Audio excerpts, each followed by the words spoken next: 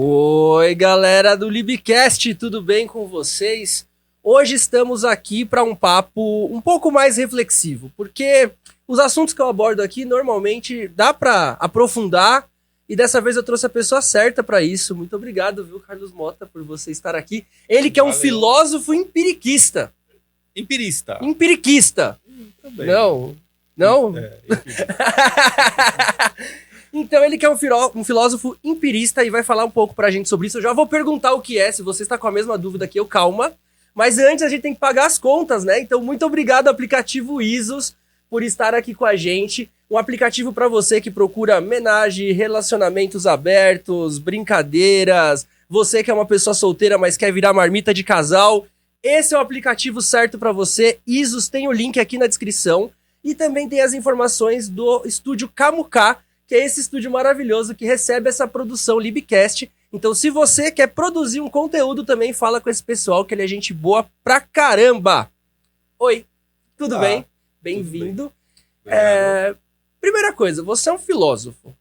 Sim. Vamos partir primeiro de você, assim, para eu entender com quem que eu estou conversando. O que te levou a estudar isso? Qual foi o caminho que você falou assim, acho que é isso que eu quero fazer? A filosofia chegou na minha vida por acidente, literalmente, né?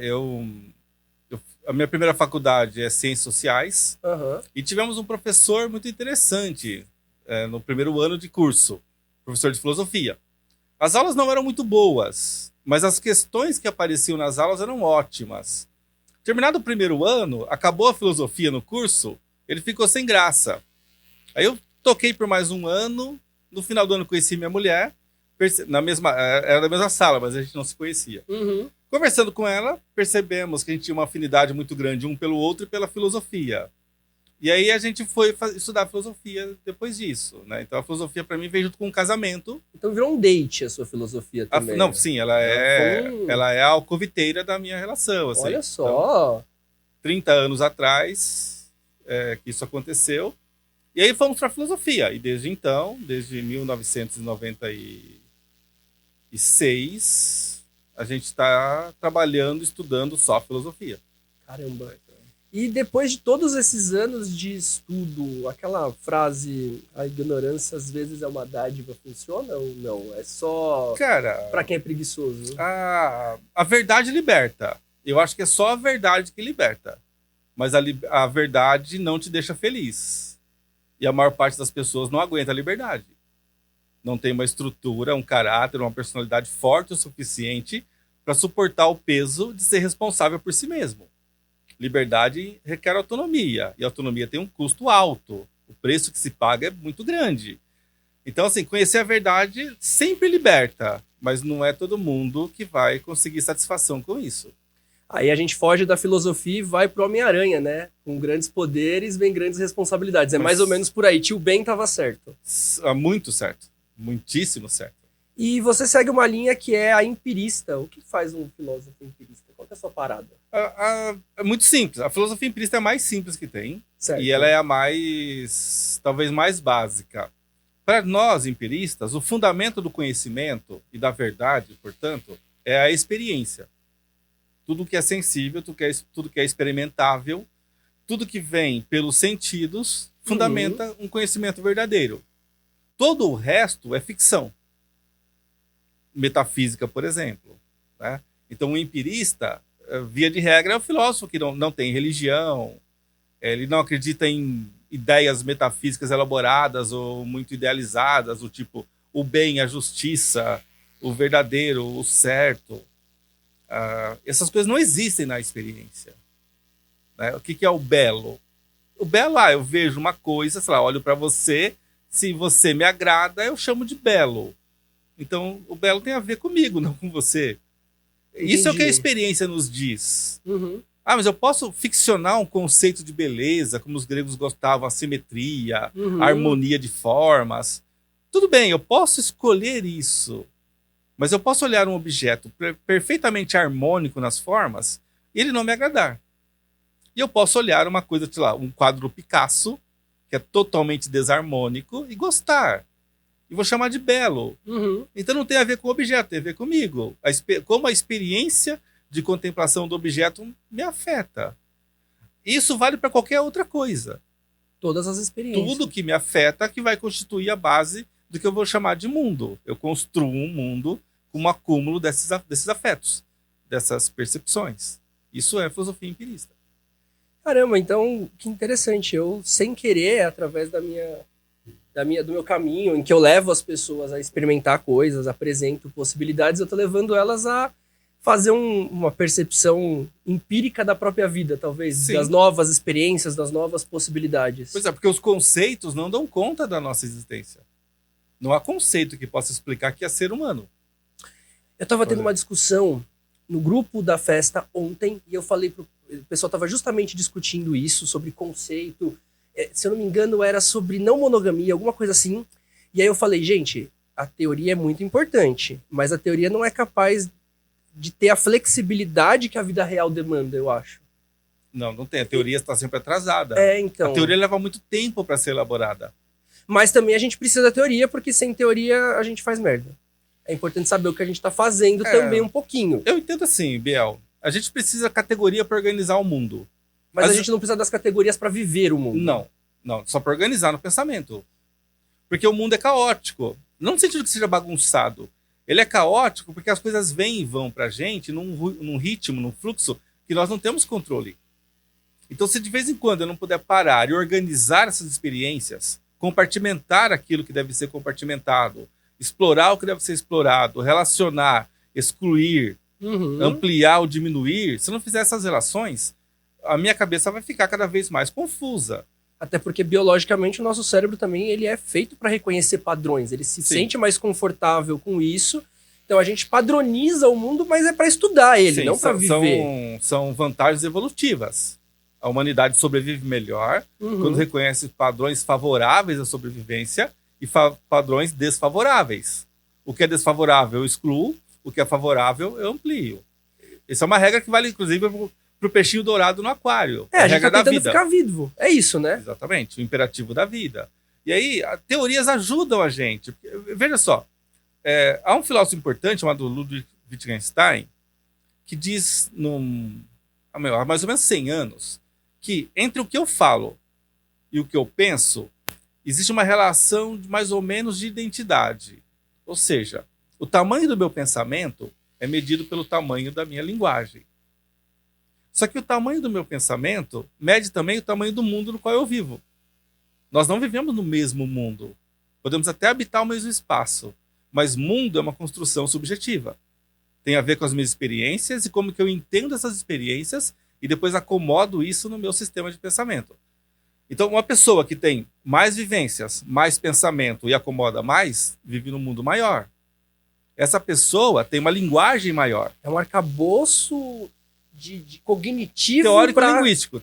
Sim, cognitivo. Então, você mede o tamanho do mundo do sujeito pelo tamanho da linguagem. E aí, quando você tem um elemento do mundo que não tem o elemento linguístico correspondente, ele não se acomoda no pensamento. E veja um exemplozinho. Existe, né? Os meninos que estão na produção aqui foram meus alunos, eu acho que eles ouviram já esse relato em primeira pessoa. Eu trabalhei numa empresa que tinha seguranças, vigilantes. E o mesmo padrão, nordestinos, migrantes, semi-alfabetizados, ganhando muito pouco, morando bem na favela, na periferia. E um dia chegou um novo guarda lá, e ele era de Pernambuco. Mais de 50 anos, vida sofrida. Um dia conversando, ele falou assim para mim: Carlos, é verdade que existe viado-mulher? Eu falei, como? Viado-mulher. Aí eu falei, o que é isso? Não entendi. Conversando com ele estava querendo dizer lésbica. Mas ele não tinha um instrumental linguístico para falar. Caramba. E não conseguia explicar, porque se falta linguagem, falta pensamento. Né? Então, mas só um parênteses rapidinho. Mesmo faltando pensamento, não quer dizer que não exista. Não, e ele estava querendo saber se existia mesmo, porque ele ouviu falar, mas não tinha experiência direta para fundamentar isso. E ele achou que eu talvez tivesse mais conhecimento e pudesse ajudá-lo. Eu expliquei, falei, sim, tem mulheres que são homossexuais, né? Falei, o nome é lésbica, é um nome genérico, né, geográfico, mas é o nome que se tinha no momento. né? Lésbica. Aí expliquei mais ou menos, depois eu queria saber como é que funcionava. Eu falei, bom, já não sei, né? Eu sou homem, não sei dizer, né? Mas é isso. Então, mas esse episódio me chama a atenção até hoje para justamente o quanto que a gente não pode limitar a nossa linguagem. Só que a linguagem sozinha, ela não se fixa. Ela tem que estar atrelada ao pensamento. Tem que ter uma equivalência entre linguagem e pensamento. Na psicanálise, né, Freud fala sobre nomear a coisa, né? É o nome e é o sentimento e a palavra, quando se juntam, faz o sentido, né? Sim. Mais ou menos por aí. A base filosófica do Freud é uma base empirista. Sim, por sim. Que pareça. E quando, sei lá, o fundamento do trauma dele, o mecanismo de recalque, por exemplo, funciona muito quando, sei lá, sobretudo na infância, a criança sofre uma experiência, então experiência, empirismo, ela é colocada a uma situação para a qual não tem repertório. Ela não consegue entender. E não consegue sequer falar. Porque quando dói, a gente chora. Quando é gostoso, a gente ri. Mas e quando você sofre? Mas qual não tem nem como. Não tem como fazer. Então, como proteção da sua psique, o inconsciente fala, peraí, deixa eu guardar aqui, vou pôr numa gavetinha bem funda, e aí um dia talvez eu torne isso só se tiver mal recalcado. Se tiver recalcado, não volta mais. Então, pode voltar depois na terapia, né? Na análise, né? Mas o que acontece? Se você vai colocando mais coisas na gavetinha, ela vai inchando. E ela vai causar os tropeços do consciente. Sim. Tipo autofalho, né? Então, não é um mecanismo de saudável fazer isso, mas se ele se repete muito, cria um problema, né? Então, essa necessidade que a gente tem de interpretar o mundo falando é o que vai fazer depois o Freud criar a terapia.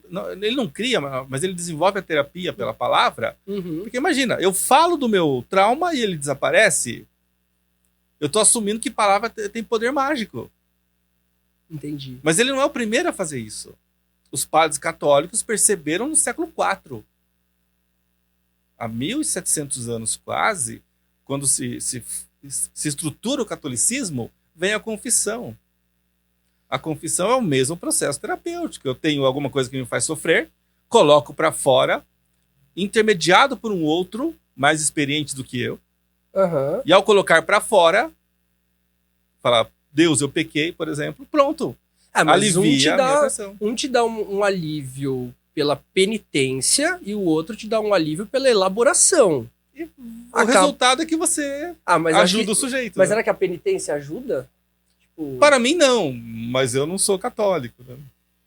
Será que alguém que é católico realmente... Alguém católico, comenta aí, por favor. Quando você comete um pecado, e você chega pro padre, se confessa e ele fala lá, então faça isso que você vai se redimir. Isso resolve pra você? Comenta que eu fiquei curioso. Porque pra mim, realmente, eu acho estranho. No mínimo, alivia. Então, assim, há cura pela palavra. Pelo menos a pessoa se sentiu ouvida, talvez. Há uma cura pela palavra. É curioso, assim, né? Então, assim, essa visão do Wittgenstein sobre a vinculação da linguagem com o mundo é libertadora, assim.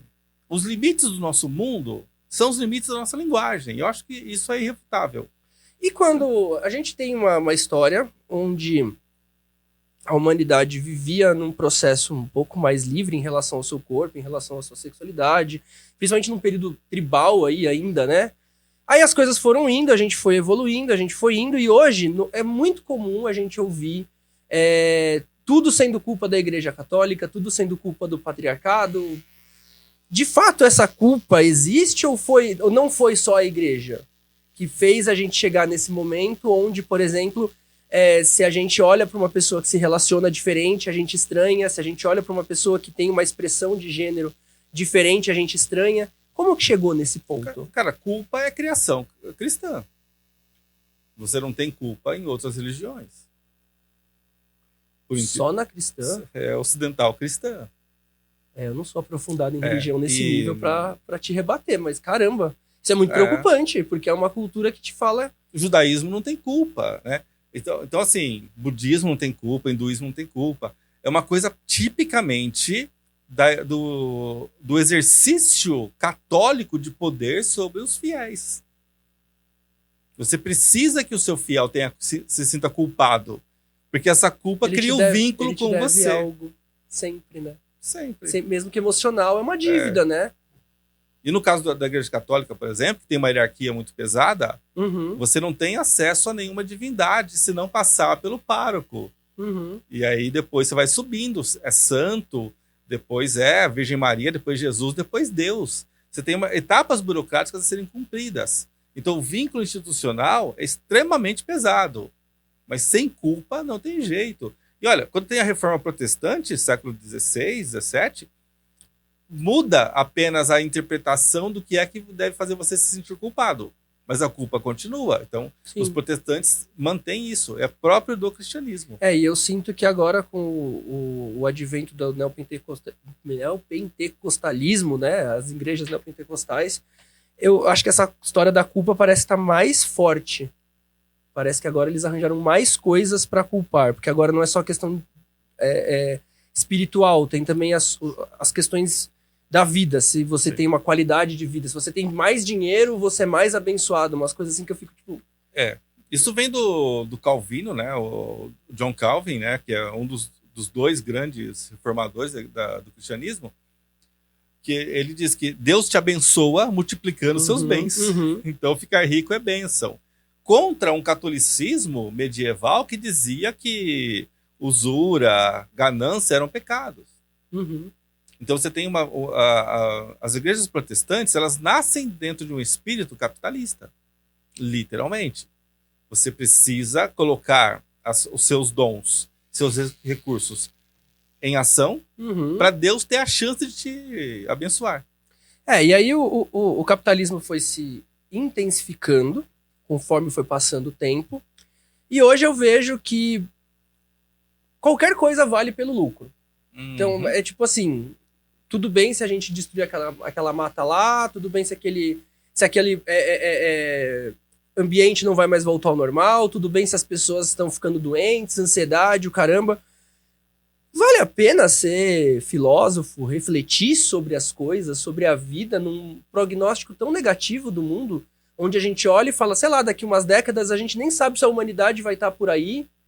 Vale a pena refletir sobre a existência, sobre a própria existência, num momento tão pessimista, talvez? Mas assim, eu acho que é próprio do ser vivo pensar numa perpetuação da sua espécie. Desculpa, eu acho que eu errei a palavra. Não é bem pensar, mas nós temos alguns mecanismos biológicos, talvez da própria natureza, que nos leva sempre a agir para a perpetuação da espécie, não do indivíduo. Tá?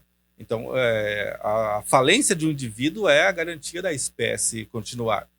Então, isso por exemplo, por que você plantaria uma árvore hoje? Né? Eu tinha uma chácara até um tempo atrás e eu plantei lá um ipê, que demoraria uns 30 anos para ficar uma árvore grande. Só que eu plantei meses antes de eu mudar, já estava... Coloquei a chácara para vender, ia mudar. E aí perguntaram para mim, mas peraí, você vai plantar essa árvore que demora 30 anos, você vai mudar, tá vendendo, para quê? Não é para mim. Certo? Para mim eu compro uma orquídea e ponho na sala. Isso aqui é pro mundo. É para outra pessoa que virá depois. Então, assim, eu não preciso ser egoísta o suficiente para pensar que... a ponto de pensar que o mundo se limita à minha existência. Minha existência é curta. Por mais que, eventualmente, sei lá, meu pai tem 93 anos, viveu pra cacete. Eu não sei se eu vou viver tanto tempo assim, mas se eu viver, ainda assim, 90 e poucos anos, para a humanidade, para o planeta Terra, é pouco tempo. Nada. Não é nada. Então, acho que a gente não precisa ficar pensando nisso, né? Claro, me despreocupar com o futuro também não é saudável, então tem que achar aí um meio termo, né? O que acontece? A sua pergunta é se vale a pena a filosofia nesse tempo de tanta negatividade. Vale a pena porque as pessoas querem ajuda para entender melhor algumas coisas. E estão pagando por esse serviço de ajuda filosófica. Então, eu nunca imaginei que entre, sei lá, os maiores sucessos do YouTube no Brasil estariam, por exemplo, 3 pessoas falando de filosofia.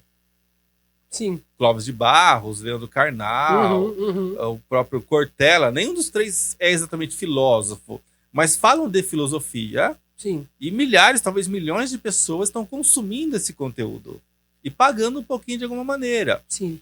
A multiplicação de plataformas online, de cursos de formação ou extensão cultural. Todos são pautados em filosofias. Casa do Saber, a Casa Folha recente agora, ICL, o portal Conhecimento Liberta. Então, assim, sem falar as filosofias do mal, né? Tipo do Olavo de Carvalho e tudo mais, né? Bem ou mal era filosofia e tem milhares, talvez milhões de seguidores. Fora do Brasil, a mesma coisa. Tem grandes nomes que conseguem mobilizar multidões para falar de filosofia.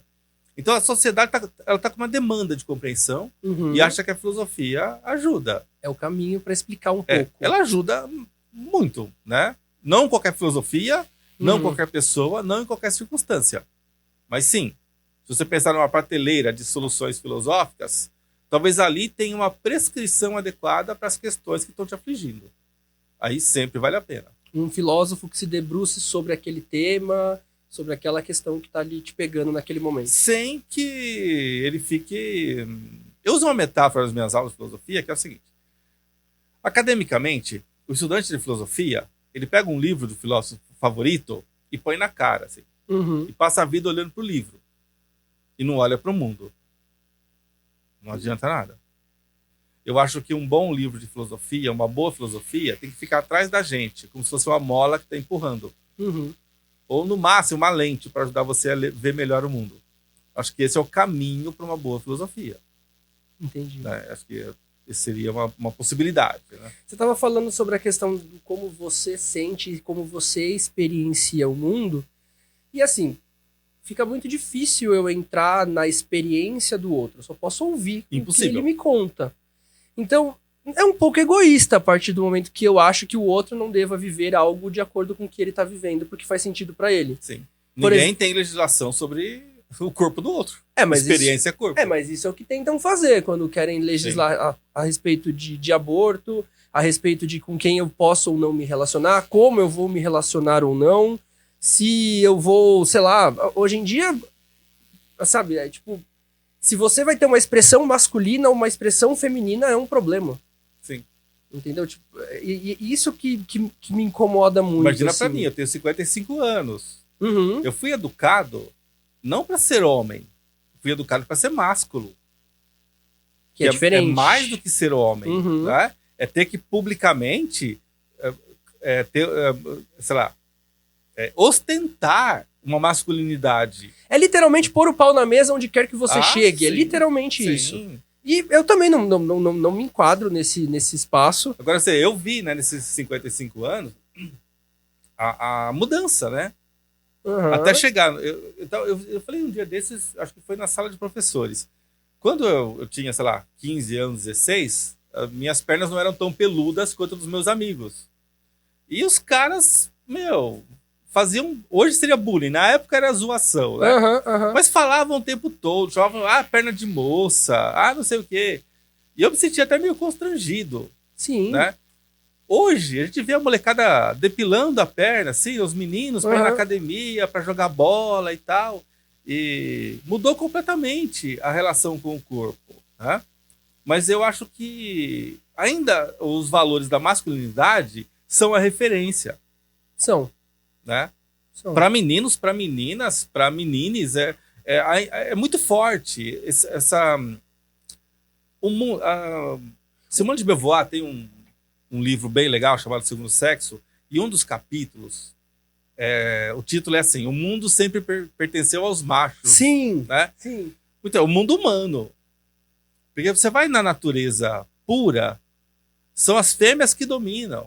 O animal, que é o grande símbolo da virilidade, masculinidade, que é o leão, vê lá Nat Geo, vê lá quem é que caça.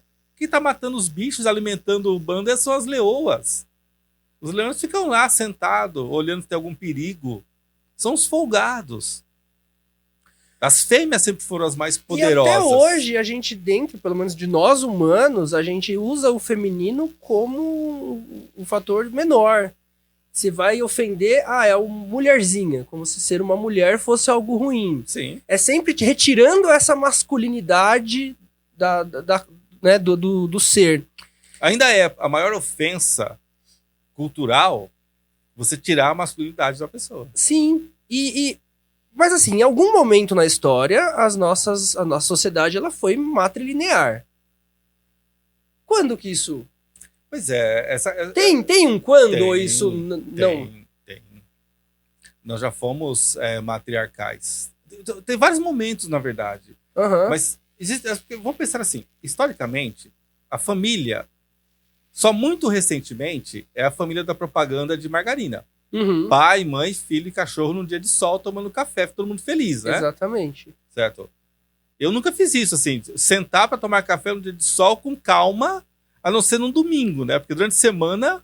E ainda assim, nem é de manhã, porque no domingo o café da manhã já vai ser umas 2 da tarde. E durante a semana geralmente não tem sol ainda, e né? Nem tem tempo também. Toma o café antes.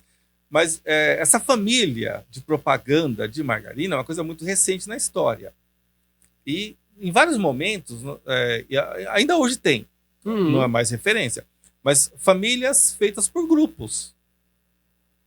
Grupos de homens casados com grupos de mulheres. E um grande problema se tem uma família com múltiplos parceiros possíveis, você nunca sabe quem é o pai. Sim. Mas sabe quem é a mãe. Então a referência de família foi a mãe. Mas curiosamente, nessas famílias, família punaluana, por exemplo, que é ali da Polinésia, Havaí, naquela região, tem um grupo de mulheres casado com um grupo de homens. Todos os homens são pais de todas as crianças. Então a paternidade coletiva.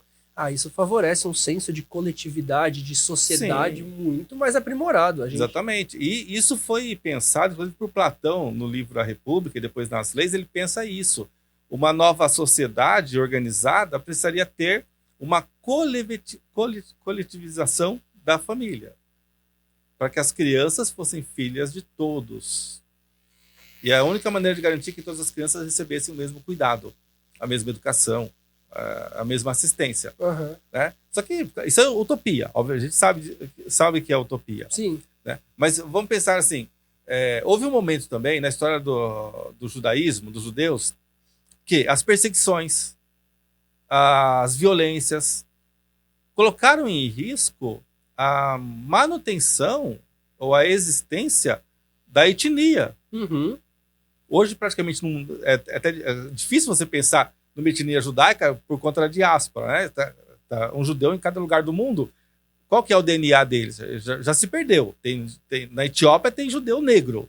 Né? Lá na Ucrânia é loirinho de olho claro. Mas na violência da guerra, soldado é um cara muito filho da puta, né? Porque se ele encontra um homem, ele dá um tiro. Se ele encontra uma mulher, ele estupra, né? Sim. Então, assim, é muito oportunista. Mas quando a mulher sobrevive ao estupro, ela tem grande chance de ficar grávida do seu inimigo. E num dado momento, depois dos anos 60, do primeiro século, né? Quando os romanos resolvem expulsar os judeus lá da Palestina, os judeus pelo mundo, as mulheres eram violentadas em todo lugar. E esses filhos? Serão judeus ou não? No leste europeu, quem estuprava as judias eram os muçulmanos em geral. Essa criança que nasce, será ou não judia? E aí houve um entendimento das autoridades religiosas dos judeus de que se nascer de mãe judia, é judeu. Nascer de um pai judeu não é suficiente. É preciso professar, mas de mãe judia é judeu. Né? Então isso é uma forma de garantir uma existência para a etnia pautada no matriarcado. Né?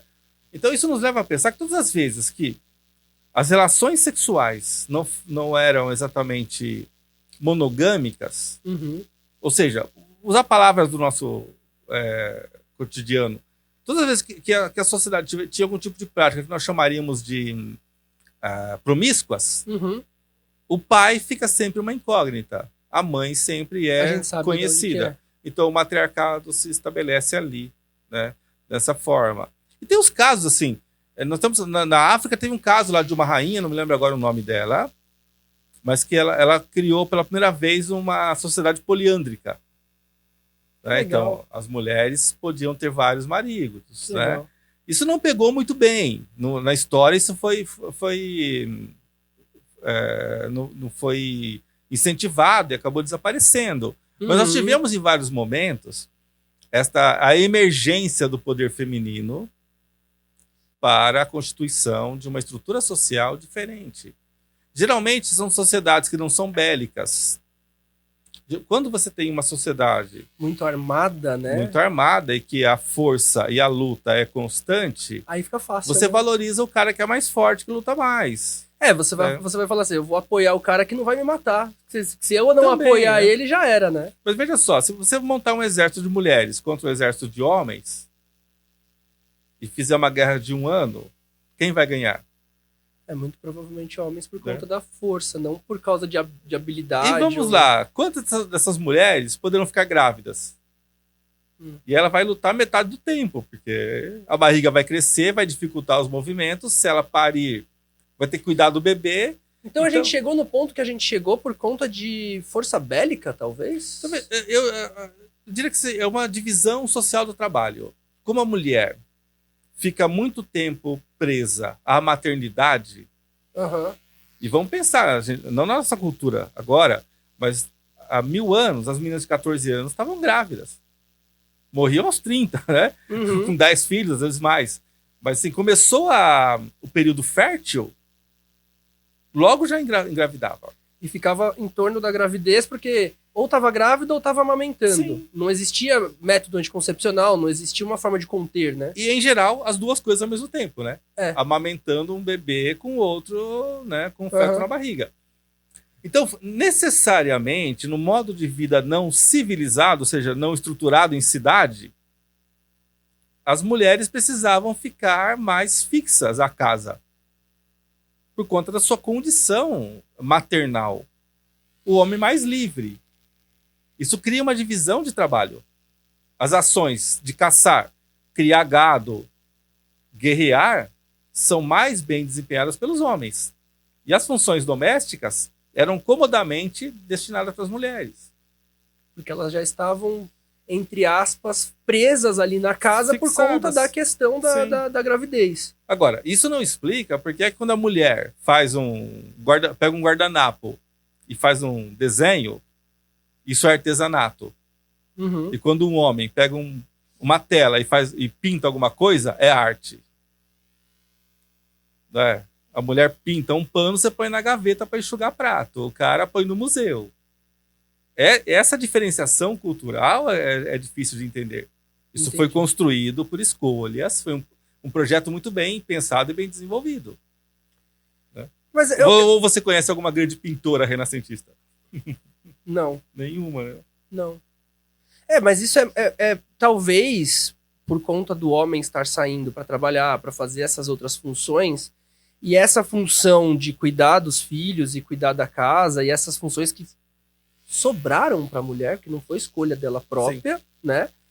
Elas foram vistas como menor valor. Sem dúvida alguma. Sendo que, assim, de verdade, a gente sabe que se não tiver alguém para limpar a casa, para arrumar as coisas, o cara lá de sucesso não tá limpinho, arrumado para fazer as funções dele. Sim. Né? Se preocupar com a fusão de empresas. Exatamente. Tendo que pensar que tem que passar no mercado quando terminar o trabalho não, do dia. Assim, gente, dar. Não sobra. Não. Ou você tem uma vida mediana e aí você cuida de tudo, ou você é o fudidão da empresa e cuida só daquilo. Né?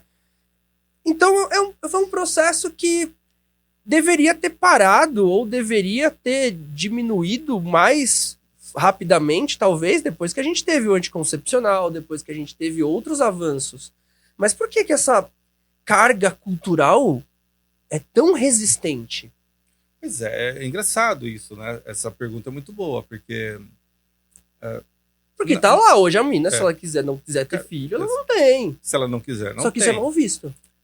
Totalmente. E por quem? Quem é a primeira... Qual é o primeiro grupo social que vai reclamar? Homem. De jeito nenhum.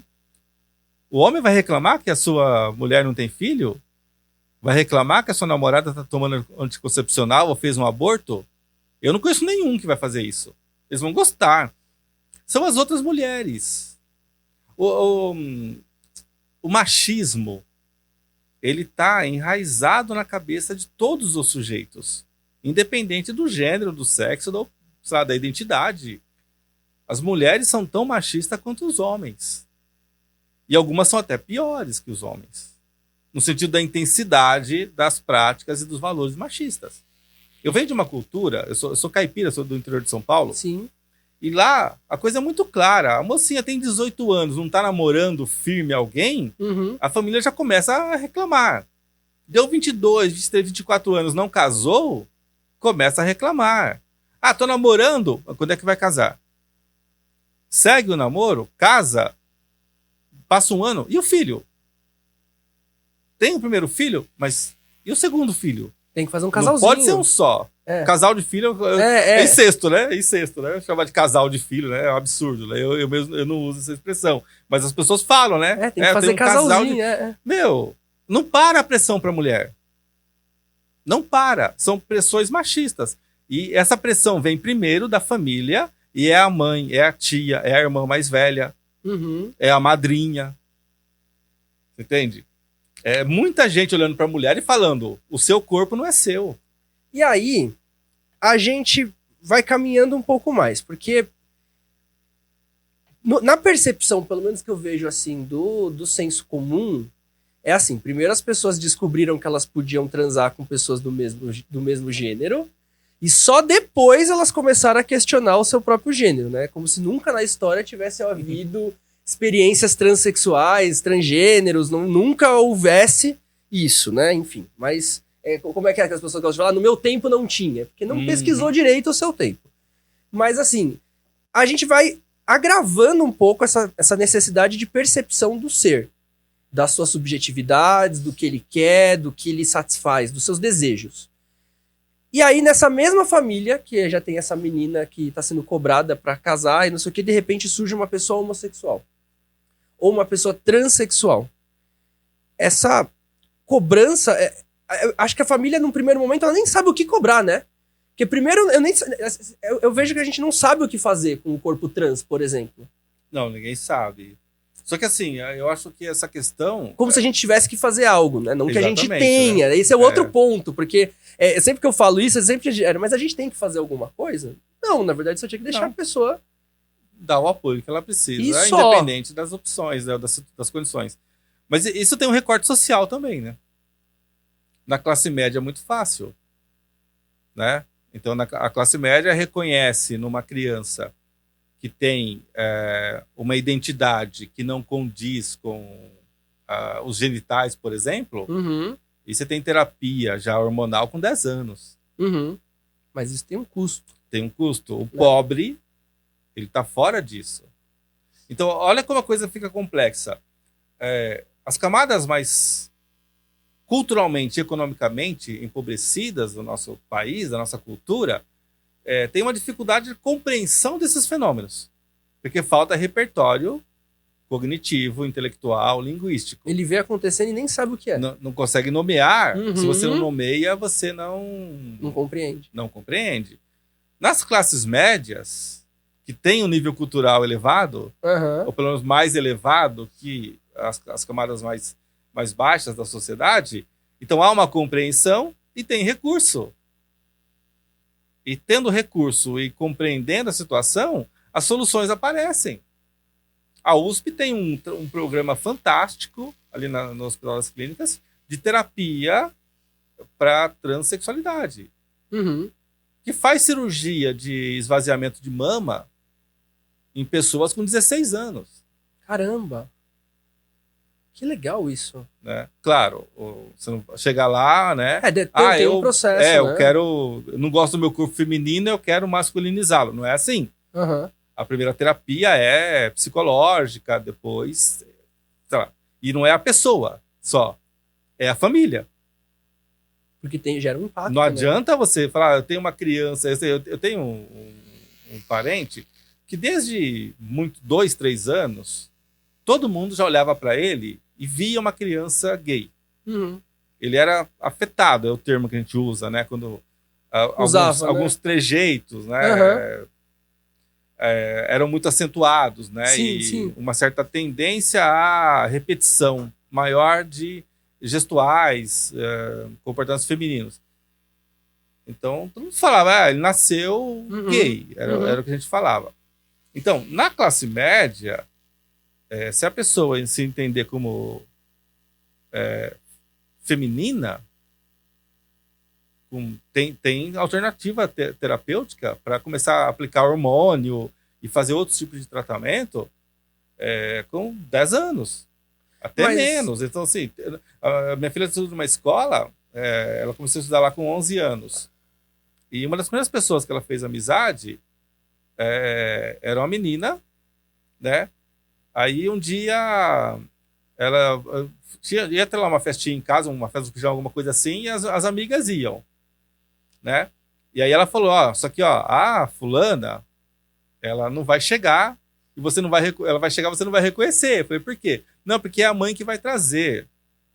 E a mãe não sabe que ela não é mais o, sei lá, o Carlos, agora é, sei lá, a Karina. Não, mas como que é isso? Não, é que são separados, o pai já aceitou e tal, mas a mãe não, então ela era metade do tempo, sei lá, Carlos, outra metade Karina. Mas assim que houve o acordo e a aceitação, aí, assim, o primeiro passo, muda o guarda-roupa. Tem recurso tira as roupas de menino e coloca as roupas, né, entre aspas, de menina. Começa por aí, vai mudar o cabelo, começa a maquiagem, junto com então, tendo recurso financeiro, as coisas ficam fáceis, né? Mas ainda assim, o recurso financeiro não exclui a questão da discriminação, a questão da invalidação daquele corpo, as questões sociais, porque mesmo a gente conhece pessoas transexuais que têm poder aquisitivo e elas reclamam de coisas muito parecidas de quem não tem. Claro que uma pessoa trans, uma travesti, por exemplo, se ela não tem condição financeira, no Brasil hoje ela está fadada à prostituição. São poucos os indivíduos travestis que conseguem um emprego, conseguem ascensão social, conseguem se tornar, de repente, um político, alguma coisa, entendeu? Então, isso é muito recente, são poucos e muito recentes. Muito recente. A gente consegue pensar que um dia essa discriminação e esse controle do corpo do outro a gente vai conseguir dissolver? Ou isso é natural de uma sociedade humana? Cara, eu queria viver um mundo que não tivesse rótulo. Porque assim, como eu comecei hoje a nossa fala, né? Nós precisamos de categorias para organizar o mundo. Mas a gente, de alguma maneira, se convenceu que é preciso categoria para organizar as pessoas também. Colocar em rótulos, em caixinhas. Sim. E o primeiro rótulo é assim, bom, nasceu com torneirinha, é homem. Nasceu com margaridinha, é mulher. E pronto. E, historicamente, nós temos os casos a cultura da ilha de Lesbos, né? Ilha grega. A prática era só deixar a mulher viver lá. É o sexismo mais extremo que nós já tivemos na história. Então, assim, as mulheres recebiam os homens uma vez por ano, numa festa, num evento, lá num ritual, transavam, depois de 9 meses nasciam umas crianças. Os meninos eram jogados do penhasco para morrer nas pedras e o mar levar. E as meninas ficavam. Tá? Então, ali, mesmo pensando que era uma experiência talvez libertar em relação às práticas machistas e patriarcais de toda a Grécia, era um sexismo igual. Só mudou o polo. Ao invés de pênis, era a vulva que demarcava. Ainda assim, a Safo, que era a grande líder, né, e hoje nós temos até livros dela em português, né, publicados aqui no Brasil, ela tentou pensar diferente, mas esbarrou nas categorias que existiam. Naquele momento, é homem e mulher, não tem meio termo. Tanto que até hoje a gente chama lésbica a mulher, porque lá em Lesbos é que nós temos o primeiro registro de uma prática de relações homoafetivas entre mulheres totalmente institucionalizadas. Certo? no século XIX, aqui no Brasil, os romancistas falavam mulheres sáficas, por causa da Safo, né? Uhum. Depois virou as safadas, né? Também vem de Safo, essa grande líder de Lesbos. É uma forma, talvez, até também de minimizar o problema de ter esse tipo de sujeito à nossa volta, né? Você dá um nome que vira meio pejorativo, né? Safado não é exatamente um elogio, né? Não. Pro homem né? Safadão, né? Mas pro homem, tudo que é ligado à sexualidade exacerbada é um elogio. Isso, porque ele e pra mulher é uma ofensa. Exato. Né? Certo. Então, assim, eu tenho tentado parar de xingar, né? Porque xingamento é sempre sexista na nossa língua. Eu tô puto com isso, porque assim, tem 2 xingamentos que eu uso muito. Eu chamo meus amigos de arrombado e chamo de cuzão. E esses dias eu tava conversando com um amigo meu, eu falei, caralho, eu não posso mais chamar de cuzão nem de arrombado. Aí ele virou pra mim, por que, Biel? Eu falei, porque eu sou um cuzão arrombado. Aí ele, por quê? Eu falei, todos os homens que fizerem sexo anal em algum momento vão ser cuzões arrombados. Eu não posso sair xingando. Isso não pode ser xingamento, isso é uma prática. Sim. É só um jeito de viver. E aí eu fiquei puto. E aí eu comecei a falar, colocar isso pra fora, né? E outros amigos meus começaram a parar e falar, caralho. Aí um deles até falou, mano, é verdade, não tem nenhum xingamento que não tenha a ver com sexo. Sim. E se tem alguma coisa feminina, o feminino é o negativo. É o negativo. Né? Então, assim, é complicado isso, né? Essas práticas de machismo, elas estão tão arraigadas que a gente não nota, mas está repetindo constantemente. Para notar, a gente tem que decidir ser não antimachista. Alguém tem que falar, cara, alguém tem que falar. Né? Eu tenho me educado, né? Eu tenho o privilégio, né? Eu tenho a minha esposa que estuda feminismo. Ela está no campo de batalha da luta antimachista. Que legal. Né? Ela é filósofa, professora universitária, está sempre... ela sempre impõe, às vezes até meio à força, as filósofas na academia, né, para mostrar que existe um pensamento filosófico de qualidade feito por mulheres, não só por homens. E mulheres vivas e contemporâneas, porque a gente gosta de homem morto, né? Platão, Descartes, o cacete, né? Os caras que... Né? Não, então tem mulheres agora que estão pensando e pensando muito bem. E precisam ser valorizadas e ter a voz ampliada. Então ela trabalha nesse campo, né? E tem minha filha. Minha filha, ela me educa todo dia. Porque, primeiro, é uma geração que já é desprendida. Sim. Né? Minha filha faz 16 anos daqui a um mês. É uma geração não binária. O jovem hoje não é binário. Já mudou tudo isso, né? E ela é lésbica. Então, assim... então ela já assumiu uma identidade com muita segurança, uma opção, ela é convicta disso, né? Eu acho que é muito cedo, mas de todo modo é a vida dela, eu respeito. E aí assim, ela me educa mesmo, ela faz uma alfabetização de linguagem. E por quê? O que para mim é um novo nome que aparece com um novo significado, para ela é a linguagem cotidiana. Sim. Né? Então ela me ensina. E eu vejo muita gente reclamando desses novos nomes, por exemplo, da sigla LGBT, né? Cada vez que acrescenta uma letrinha nova, mais uma, daqui a pouco vai chegar no Z. E eu vejo as pessoas reclamando de termo, reclamando de aprender palavras. Mas o Pix, todo mundo aprendeu rapidinho, né? O que significa. Então. Rapidinho, a gente tem pessoas de todas as idades, literalmente idosinho, sabendo que é Pix e querendo receber um Pix. Mas, Biel, eu tenho uma, assim... Eu não sou desses que criticam que tem mais uma letra e tal. Mas de vez em quando eu enrosco, né? Eu vou falar e eu mesmo, normal. Letra, né? Mas o que acontece? Na dimensão existencial, faz todo sentido você buscar por representação. Claro. Não é isso? Claro. Reconhecimento. Eu falei representação, mas tá errado. É reconhecimento. É representatividade e identificação, né? Sim, exatamente. Né? Agora, politicamente é ruim. Porque separa as pessoas.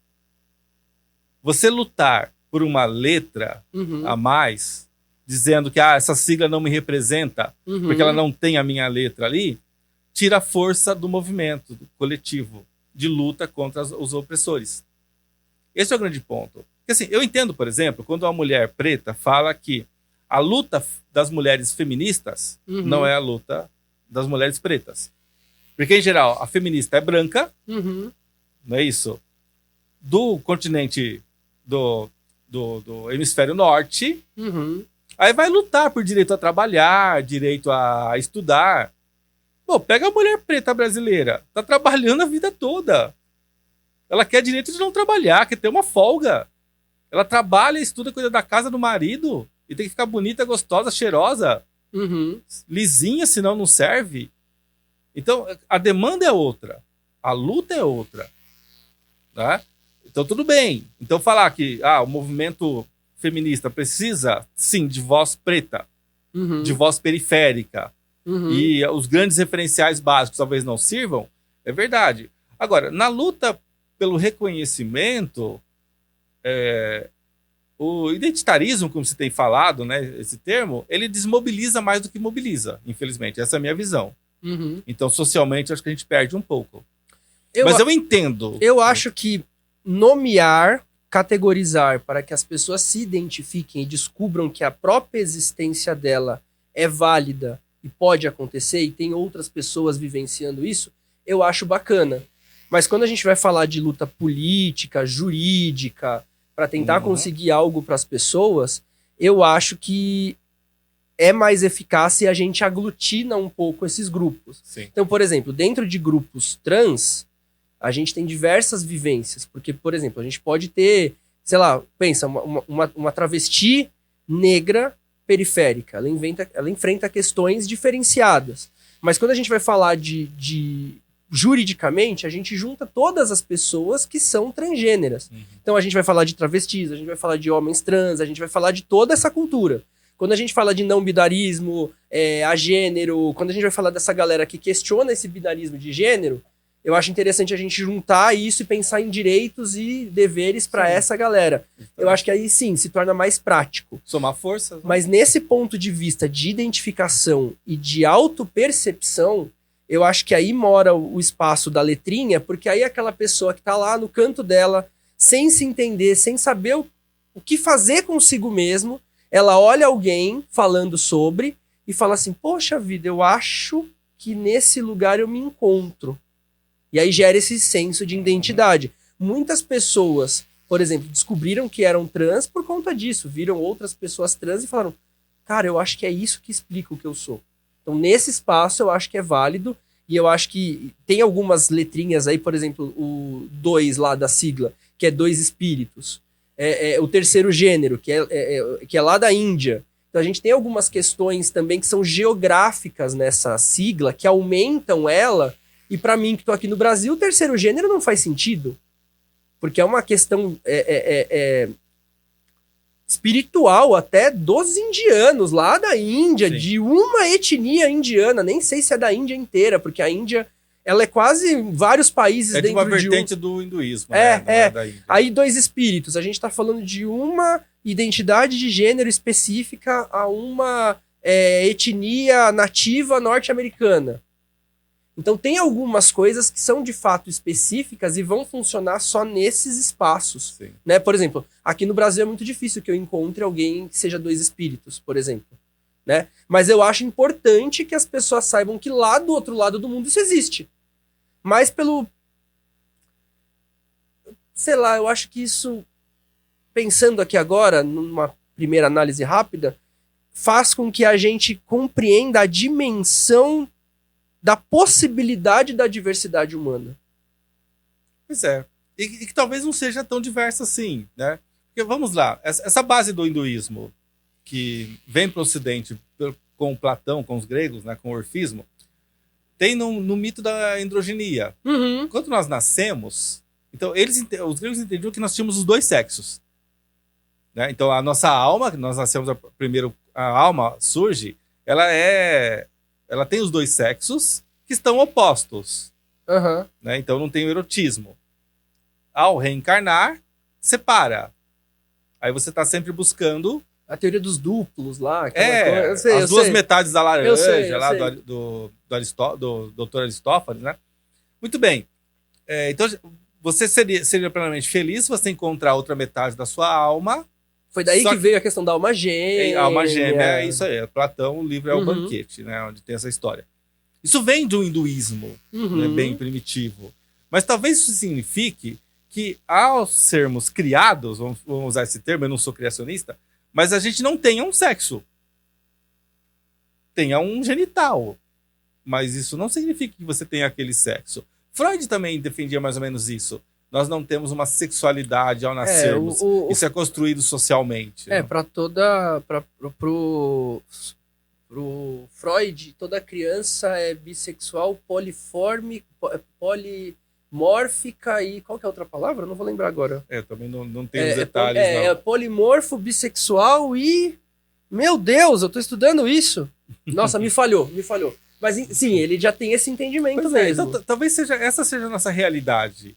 Nós sejamos seres mais simples na essência. E aí, essa simplicidade permite que você experimente modos diferentes de existência, porque esta essência não é algo tão fechado, tão determinado. Se a gente para analisar, assim, friamente, né? Sei lá, pegando esse exemplo da Índia lá, do terceiro gênero, e se a gente for pegar aqui do Brasil, que é uma identidade de gênero que é brasileira, que são as travestis. Se a gente olha, tudo bem, as travestis não têm o mesmo papel espiritual dentro da sociedade que o terceiro gênero. Tem uma palavra para isso, mas eu não vou saber pronunciar agora. Mas não tem essa mesma função dentro da sociedade ali. Mas se a gente for parar para olhar, existem alguns correlatos, inclusive de discriminação. Sim. Essas mulheres, elas ficam lá na Índia num espaço separado, não tem uma convivência plena com o restante da sociedade. Sim. Bom, aqui no Brasil, o nome travesti, eu acho que ele já deveria ser ofensivo, né? Mas eu Porque acho que é caricatura, né? Do inglês, né? A gente pelo menos a gente dentro do LGBT, a gente tem uma capacidade de ressignificar os nomes agressivos. Por exemplo, o próprio termo gay. Ele vinha do alegre. É o cara que é meio alegre. A gente, não, agora eu sou gay. Aí tinha a questão das travestis, das travos, das traps. Aí não, nós somos travestis. Aí teve... Dentro do bissexual, tinha lá a questão do giletão, corta pra qualquer lado, pega todo mundo, né? E aí a gente veio pegando isso e usando de alguma forma. Eu acho que usar o termo que foi utilizado para nos diminuir, para nos atacar, para nos empoderar e falar eu sou isso mesmo, eu acho que é uma forma política até de ir contra o nosso... Mas funciona só dentro do grupo, né? Então, assim, eu acho que para ampliar isso para fora do grupo, para que haja uma educação social, um letramento social, teria que mudar. Eu não sei, mas eu tô fora, eu olho essas questões de fora, né? Eu não tô nessa comunidade, eu não conheço as formas de falar, nem gírias, nem linguajar. Tô tentando aprender os conceitos, mas eu ainda tô engatinhando nisso. Né? Então é tudo muito novo para mim, assim. Vai muitos anos de estudos, de discussões, para poder compreender. Mas eu acho que a luta tem que ser encampada pela sociedade toda. Para que você, ou eu, ou qualquer outra pessoa, possamos ser o que nós queremos ser, nós precisamos da cooperação de toda a sociedade. Senão eu me isolo. Porque todo mundo aprendeu na escola em algum momento aquela máxima, né? A minha liberdade vai até onde começa a liberdade do outro. Isso é péssimo. Isso é um lixo, deveria ser abolido de qualquer cabeça inteligente. Porque se a minha liberdade termina onde começa a sua, se eu ficar bem longe de você, minha liberdade é maior. Isso leva ao egoísmo, leva ao isolamento do sujeito. Quanto mais estanque do outro eu estiver, mais livre eu sou, porque aí eu não interfiro na liberdade do outro. Ele não me interfere na minha também. E aí a gente vira estrelas distantes. A gente vai virar peixinho beta no aquário, que não pode...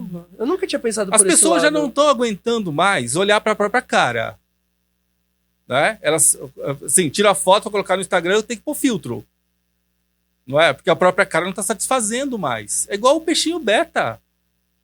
Quando a parede do aquário é muito reflexiva, o beta fica dando cabeçada nele mesmo ali.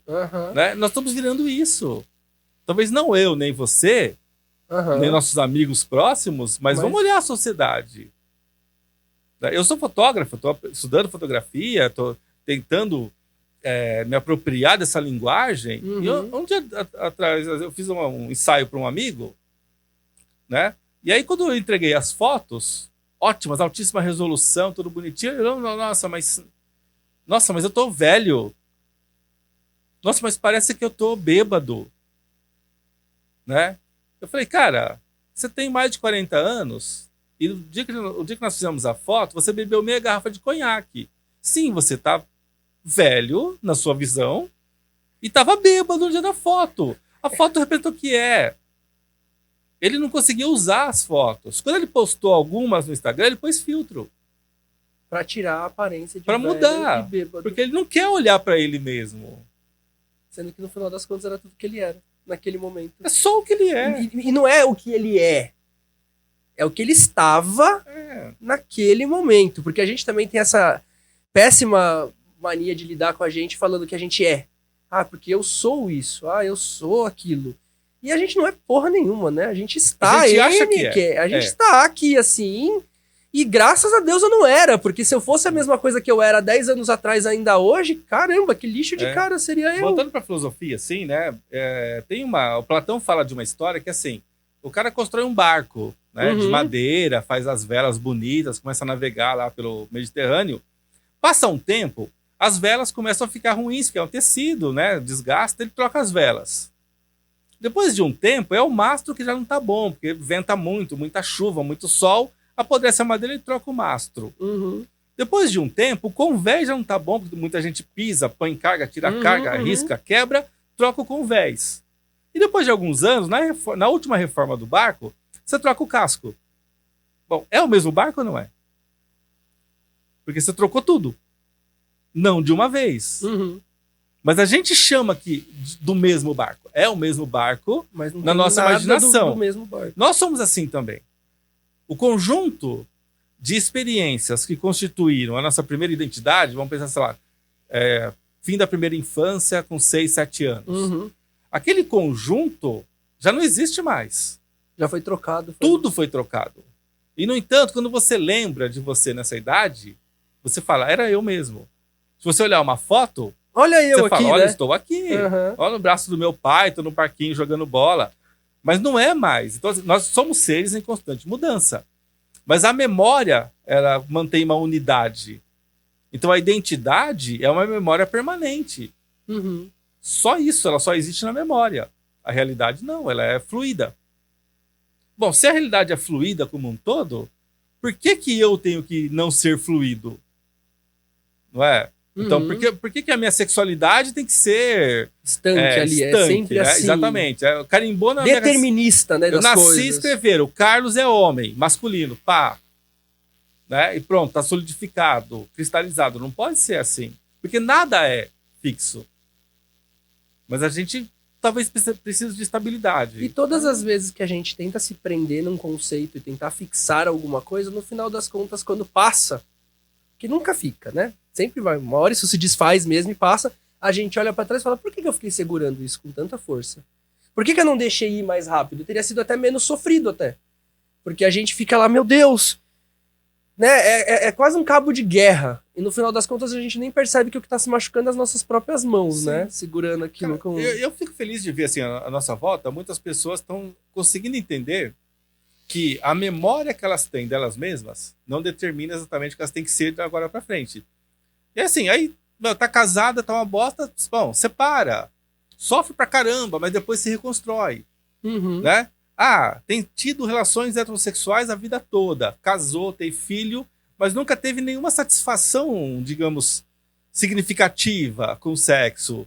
Aí, de repente, numa festa, toma um drink a mais, fica com uma garota e descobre que ali há o caminho de uma satisfação muito mais intensa.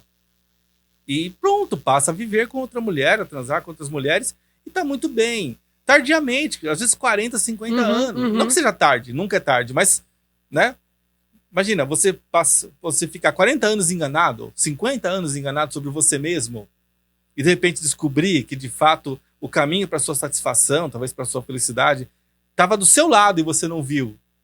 Você ficou optando sempre... E se viu, negou. Aí sim, aí tem várias construções, né? Sim, eu lembro eu li, talvez você tenha lido, os nossos ouvintes certamente conhecem a história, do Grande Sertão Veredas, o Riobaldo, Ele tem lá o amigo, né, de Adorim, e ele tem uns calores, né? Ele pensa eroticamente no amigo. Mas na cabeça dele, isso não existe. Não pode ter um homem que se relaciona ou tem desejo sexual por outro homem. E ele sofre com isso o tempo todo, né? Então, talvez as pessoas à nossa volta estejam sofrendo coisas semelhantes, sem saber que se você parar e mudar a sua forma de pensamento, você vai ressignificar as experiências da sua volta. Aquilo que te aflige. Talvez seja um caminho para uma outra vida mais plena. Tem alguma estratégia, algum subterfúgio, alguma coisa dentro da filosofia que ajude as pessoas com um pouco de resistência de pensamento a tentar buscar refletir coisas novas? Tem algum caminho? Porque eu vejo que assim, muita gente tem muita resistência. Ai, não, porque isso no meu tempo sempre foi assim, ou não sei o quê. Ai, agora, como é que é? O mundo tá perdido, os jovens... E começam essas reclamações até meio veias, né? Sim. Meio... Tem um filósofo estadunidense chamado Peirce, né? Charles Peirce. Ele criou um conceito de tenacidade. Né? Que assim, nós precisamos ser resistentes. Isso todo ser vivo tem que ser resistente. Para sobreviver. Tem que sobreviver. De vez em quando, a realidade à nossa volta nos força a sair dos nossos padrões. Ela torce a nossa existência e o nosso comportamento. E normalmente contra a nossa vontade. Sempre. Tira a gente do caminho confortável. Aí nós temos que ser resilientes. Voltar, né? Porque resiliência é uma força mecânica. Sim. É a força da mola. De ir e voltar para o mesmo espaço. Você torce a mola, fadiga até o extremo, mas ela volta com pouco dano, com pouco estrago. Então a resiliência é necessária para fazer a gente voltar aquilo que a gente, digamos, tem como padrão. Agora, a tenacidade é pior que a resistência, porque você se torna refratário a tudo aquilo que pode ameaçar. A resistência é necessária quando tem uma ameaça. É quase uma defesa, certo? Né? Beleza. Então assim, eu gosto de fotografar, sempre quis fotografar a região aqui pertinho da gente. Praça da Sé, o entorno ali, Rua Riachuelo, a Rua do Ouvidor, Terminal Bandeira, Anhangabaú. Não dá para pegar uma câmera, uma lente e sair por lá apontando. Porque a criminalidade vai colocar o meu equipamento e a minha vida em risco. Então eu não querer vir fotografar aqui com a minha câmera é compreensível. Certo? Certo. Uma resistência. Agora, se eu não quiser fotografar no meu bairro, que quase não tem nem transeunte, já é uma coisa um pouco mais complicada. É claro que pode passar alguém lá no meu bairro e me assaltar. Óbvio, né? Eu moro em São Paulo, então a gente está sujeito a isso o tempo todo. Mas talvez 1000 vezes mais perigoso vir fotografar no centro do que no meu bairro. Se eu não fotografar nem no centro nem no meu bairro, eu estou com um comportamento muito estranho, porque eu estou tendo medo do que não me ameaça. Ter medo da ameaça é natural, é instinto de sobrevivência. Mas ter medo de uma possível, eventual ameaça é uma fraqueza muito grande. A gente, tirando disso e indo para o campo mais subjetivo, as pessoas às vezes se tornam refratárias a ideias, comportamentos, pensamentos, até música. Eu não vou começar a ouvir funk, porque vai que essa coisa me pega e eu vou deixar de ouvir Beethoven, vou começar a ouvir MC Cabelinho, sei lá. Então, assim, você não experimenta o novo e não experimenta, talvez, verdadeiramente aquilo que está à sua volta, com medo de que um afeto negativo possa te atrapalhar. Mas também tem um pouco de elitismo, tem um pouco de soberba dessa história do meu é melhor, o dele Mas é sempre assim, né? É jocoso, sabe? O que é uma música culta? Você falou do funk. O argumento maior para falar sobre o funk é que, porque fala de putaria, não é uma música culta, não é uma música que seja boa, que aí você começa a fazer juízo de valor. Sim. Porque essa música não é boa. E aí, o que é bom, o que é ruim? Pois é, a música fala de putaria publicamente, a gente fala privadamente, né? Então, o problema não é falar, é onde fala. É tipo isso. Né? É tipo então, isso. Eu falo privadamente na minha festa com os meus amigos, eu posso falar qualquer coisa. Jogando bola no campo de futebol, né? Mas aí é que tá. Só putaria que se fala. E o funk, ele só dá nome aos bois, porque quem me dera ser um peixe para em seu lindo aquário mergulhar. Fazer borbulhas de amor, e assim vai a letra.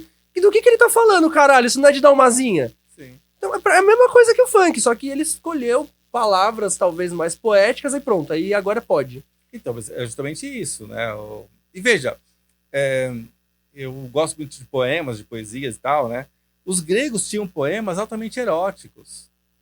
Muito eróticos. Poemas da Safo são eróticos. Aristófanes, que é um grande comediante, assim, maravilhoso comediante, né? Ele tem uma peça que chama A Greve do Sexo. Uhum. A primeira cena, as mulheres se encontram em Atenas e elas vão se cumprimentar. E como que elas se cumprimentam? Uma passa a mão na xereca da outra e cheira. E fala, nossa, você tá muito agradável hoje. Né? Que frescor, alguma coisa do tipo. Então, assim, a promiscuidade, né? Ou seja, esse compartilhamento público da intimidade acompanha a humanidade. E por que a gente... Só que a gente ficou foge puritano. tanto? Porque de onde vem esse puritanismo? Eu acho que é o cristianismo. E também eu sinto que existe um movimento de estímulo muito forte e do outro lado um investimento em repreensão. Então você fica toda hora, reprime, estimula, estimula, reprime, fica nesse jogo. Você força as pessoas a estarem sempre nesse... como se só existisse isso. Cara, é engraçado, porque assim, no carnaval você estimula, né, uma liberdade do corpo. Propaganda, o jeito que se fala do carnaval. E aí chega, passa o carnaval, começa a falar de Jesus, né? Sim. Então assim, a mesma mídia, o mesmo espaço, as mesmas pessoas vão no baile de carnaval e na quarta-feira de cinza vão rezar. E aí passa 40 dias rezando, porque Jesus vai morrer na Páscoa, né? Na Sexta-feira Santa. Isso talvez indique que essas práticas não sejam de fato significativas. Sejam apenas convenções. Elas são basicamente induzidas pelo meio de comunicação. Porque se a gente parar de fazer propaganda de Natal, de Páscoa, eu sinto que o consumo diminui, né? Não só o consumo, eu sinto que a importância da data mesmo. Porque assim... É dado toda uma importância social. Pensa, chega a época da Páscoa, onde você entra? É ovo de Páscoa, é coelhinho, é não sei o que, é enfeite, é tudo.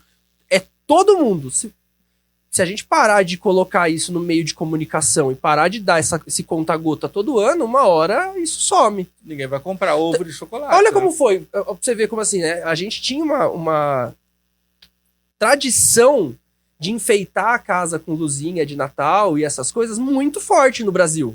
E foi cortado por um ano que teve apagão. Depois daquela história daquele apagão, nunca mais a gente enfeitou as casas igual a gente enfeitava antes. Ruas, então assim, eu sinto que essas tradições extremamente importantes para as pessoas, no final das contas, elas só são importantes porque elas são relembradas todo ano. Eu acho que são um produto, né? Exato. Um produto midiático, como outro qualquer, vinculado a uma lógica de um consumo de um dado produto, né, de alguma coisa. Sim. Aí certo? Daqui a pouco a gente tá falando de Adorno aqui. Indústria cultural. Meu Deus do céu. Habermas, Não, mas não tem como fugir muito disso. Os caras acertaram. Há uma indústria. O capitalismo, ele começa com fábrica, mas a ideia de indústria se amplia muito. E a indústria cultural é fortíssima. Pode ver, tudo que começa a ganhar um pouco mais de dinheiro, um pouco mais de mercado, a palavra que ganha é indústria. Sim. É a indústria da música, é a indústria do cinema, é a indústria do teatro, do entretenimento, enfim. E assim, infelizmente, é a indústria da educação, né? Que o Brasil assumiu nos últimos anos, né? Uma mercantilização das práticas educacionais. Que eu acho péssimo isso, né? É uma banalização e uma desvalorização dos resultados, né? Uma outra indústria, que já que a gente entrou em indústria, só para apimentar um pouco, a indústria do adulto, do conteúdo de produção adulta. A gente tinha um processo onde era muito difícil conseguir conteúdo. Você tinha que ir lá na banca de jornal, ir lá. Hoje, qualquer X ponto lá, se alcança de graça, fácil. Você acha também que passa por um processo de banalização Cara, eu, no começo dos anos 90, trabalhei com um videolocador há um tempo. Tinha um amigo que tinha 3 videolocadoras e tal, eu trabalhei com ele, gerenciei uma delas e tal. E era um tempo em que os filmes eróticos ficavam num quartinho reservado com uma cortininha, Sim, você tinha, e a gente ainda passava assim, ficava esticando o olho pra ver se viu um peitinho, né? Não, na locadora que eu trabalhei, a gente, quando a pessoa pedia, ela entrava no quartinho, tirava a ficha do filme, aí entregava discretamente a ficha, a gente pegava o filme, colocava na sacolinha preta, sem capa, né? Pra ninguém saber. O cara levava pra casa, nem a esposa ficava sabendo que ele levou um filme erótico. Né? E o melhor filme naquele momento era o filme de melhor produção. Certo? Quando a internet começou a...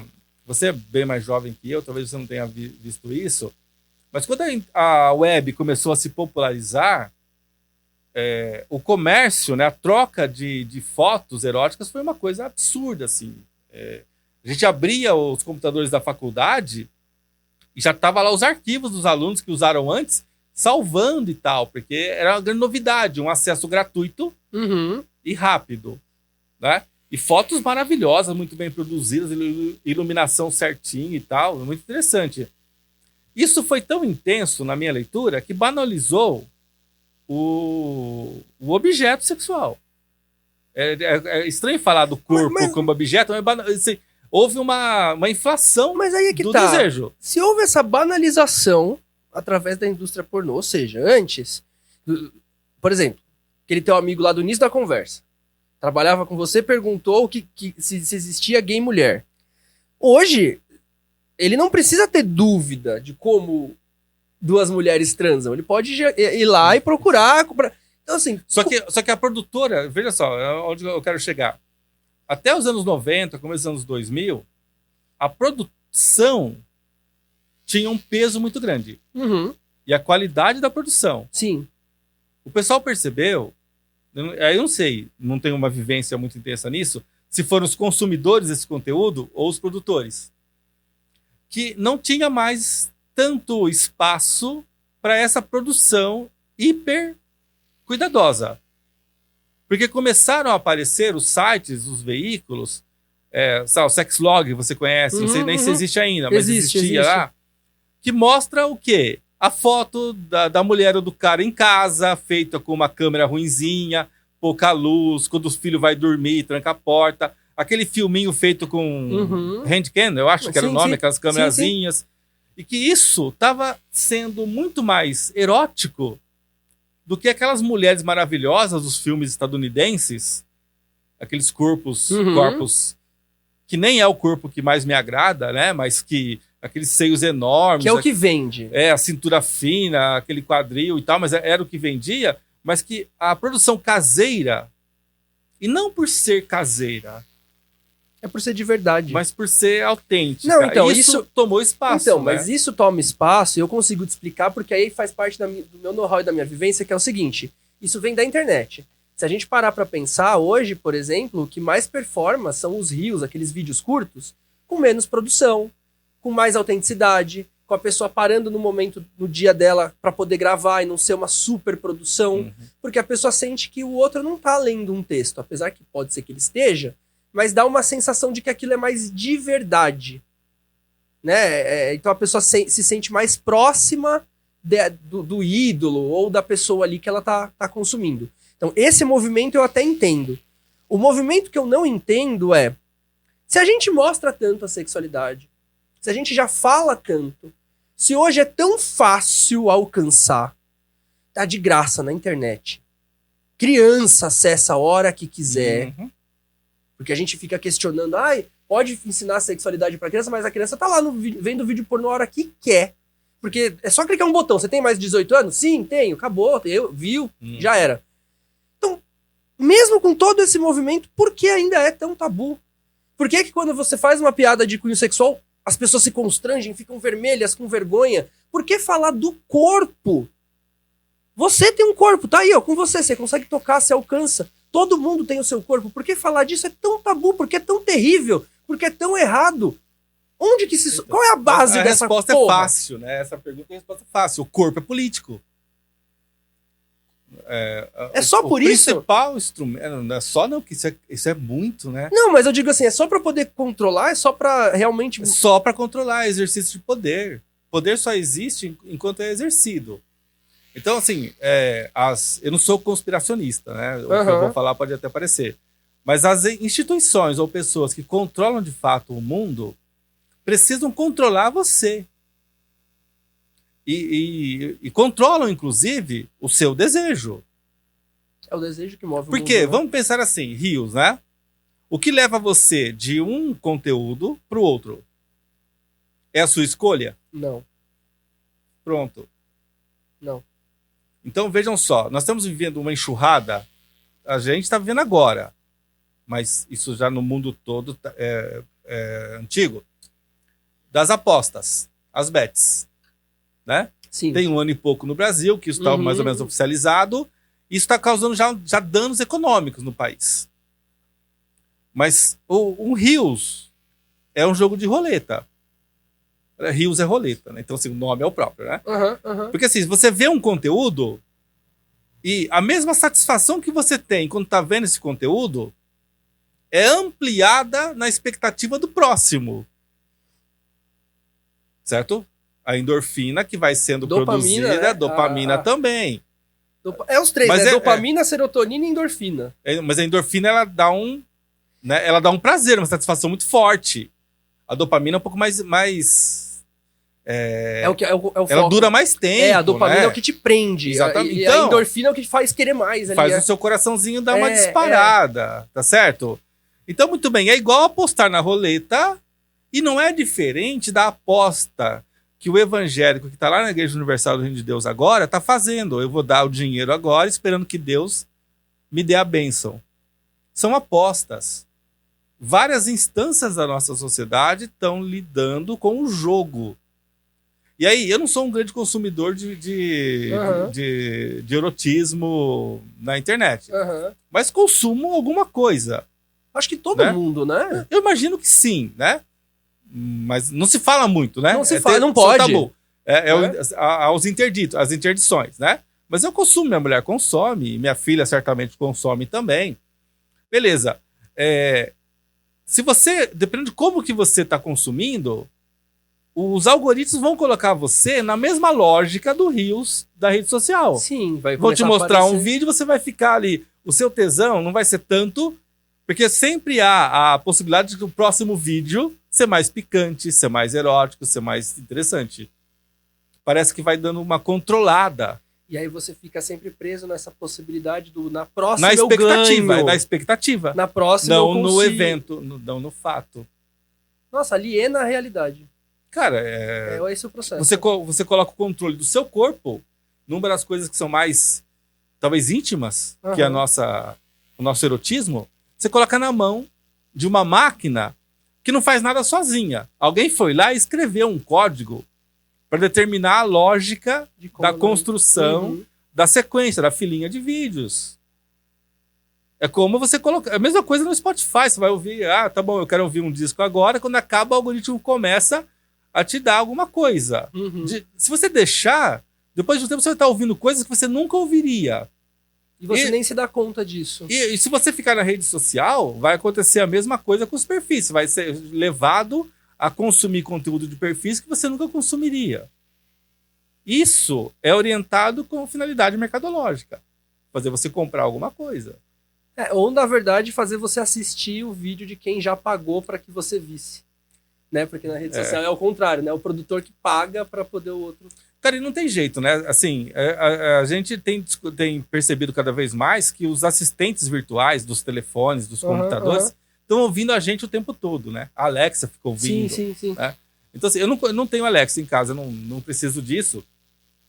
Mas eu tenho o telefone com Android. Aí, de vez em quando, acontecem essas coisas malucas, né? Semana passada, foi lá na Fapcom, onde eu trabalho, um fotógrafo que trabalhou no Notícias Populares. Certo. Que era um jornal sensacionalista dos anos 90. E eu conversei sobre isso com a minha esposa. Quando eu subi, fui pro escritório para atualizar os e-mails, veio sugestão de conteúdo na primeira página do Ed, que era do... uma notícia de uma moça que foi encontrada dentro de um forno cozida nos Estados Unidos ou no Canadá. Nossa! Uma notícia do tipo do NP, do Notícias Populares. Então, assim, o sistema ouviu... Falou, acho que ele se interessa por isso. Tá interessado, deixa eu vender. E aí, se você entra na página, vai ter um anúncio. E aí, mais uns centavinhos lá, que vai para a empresa. Então, a gente não tem mais privacidade. O que a gente expõe falando, tem alguém ouvindo. O que nós fazemos, tem alguém vendo. E estão tentando controlar nosso pensamento por meio de sugestões de conteúdo, de notícia, de informação e controlar nosso desejo. Por isso que eu acho que o maior ato político possível de qualquer ser humano é ser quem é. É viver acerca do que acredita, viver dentro do que quer, dentro do que faz bem para si e tentar se afastar um pouco dessas coisas que são induzidas e introjetadas, por mais que às vezes a gente não as veja, né? Eu agradeço muito seu papo, foi muito legal poder papear com você, foi muito legal poder aprofundar um pouco essas questões todas com uma base filosófica, porque nem sempre eu consigo fazer isso. Muito obrigado, a minha conversa de papo hoje foi um pouco mais profunda do que de sempre mas eu gosto disso, eu gosto muito. E, gente, muito obrigado por você que ficou aqui nesse papo, muito obrigado para todo mundo que assistiu, valeu Isos, valeu Camucá, todos os links importantes estão na descrição. Eu sou Biel Vaz e esse foi mais um Libcast. Tchau. Valeu, gente.